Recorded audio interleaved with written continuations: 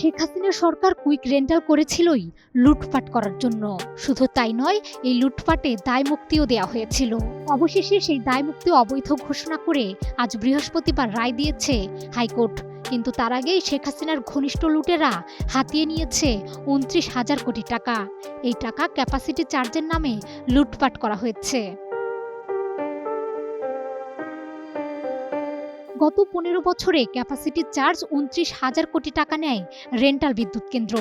আওয়ামী লীগ সরকারের গত ৩ মেয়াদে যে ১০টি রেন্টাল বিদ্যুৎ কেন্দ্র সবচেয়ে বেশি ক্যাপাসিটি চার্জ নিয়েছে সেগুলো হলো Aggreko international projects, KPCL, Summit Narayanganj power limited, Dutch Bangla power and associate limited, Acorn infrastructure services limited, Desh energy Siddhirganj এবং ম্যাক্স পাওয়ার ক্যাপাসিটি।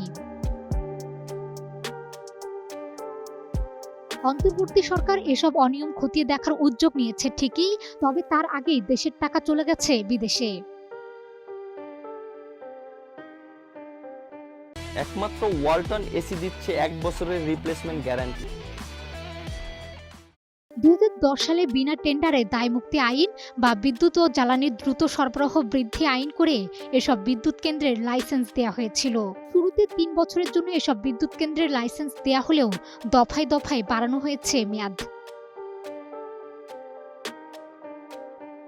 গত ২ সেপ্টেম্বর কুইক রেন্টাল সংক্রান্ত ওই বিশেষ বিধান কেন অবৈধ ও অসাংবিধানিক ঘোষণা করা হবে না তা জানতে চেয়ে রুল জারি করেন হাইকোর্ট। এর আগে কুইক রেন্টালে দায়মুক্তি এবং ক্রয় সংক্রান্ত ৬-২ ধারার বৈধতা চ্যালেঞ্জ করে হাইকোর্টে রিট করেন সুপ্রিম কোর্টের ২ আইনজীবী।